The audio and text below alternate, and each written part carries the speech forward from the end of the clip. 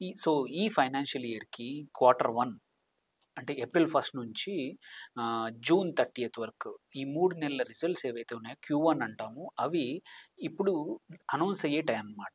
So, చాలా companies already quarterly results announce చేశాయి.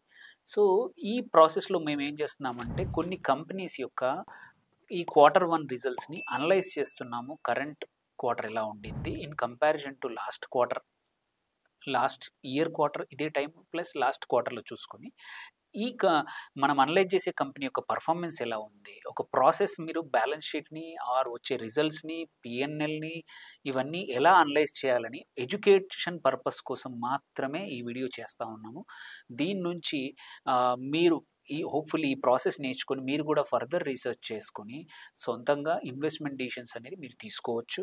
ఆహ్, అంతే తప్ప ఎటువంటి అదర్ ఉద్దేశ్యం ఏమీ లేదు ఈ ప్రాసెస్‌కి. సో, హోప్‌ఫుల్లీ ఈ ప్రాసెస్ ద్వారా కొంచెం ఒక కంపెనీ యొక్క ఫైనాన్షియల్స్ ఎలా చూడొచ్చు అనేది తెలుసుకుంటారని మేము ఆశిస్తున్నామనమాట. సో, లెట్ అస్ ముందుకెళ్దాము. ఫస్ట్ కంపెనీ వచ్చేసి one of the key stock మన నిఫ్టీ 50లో అల్ట్రాటెక్ సిమెంట్ అనమాట. అల్ట్రాటెక్ సిమెంట్ లిమిటెడ్ వచ్చేసి it is Aditya Birla group company. దాంట్లో పేరులోనే ఉంది. ఇది cement manufacturing, sale of cement and cement related products అన్నీ కూడా అక్రాస్ ద గ్లోబ్, ఓన్లీ ఇండియానే కాదు మల్టీనేషనల్ కంపెనీ ఇప్పుడు ఇది. సో, అండ్ మీరు చూసుకుంటే third largest company in world ఇది. ఇండియాలో నంబర్ 1 సిమెంట్ కంపెనీ. వరల్డ్‌లో థర్డ్ లార్జెస్ట్.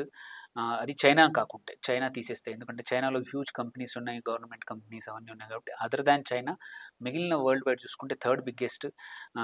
ఇండియాలో కూడా చూసుకుంటే 22% of grey cement capacity is UltraTech సిమెంట్‌దే.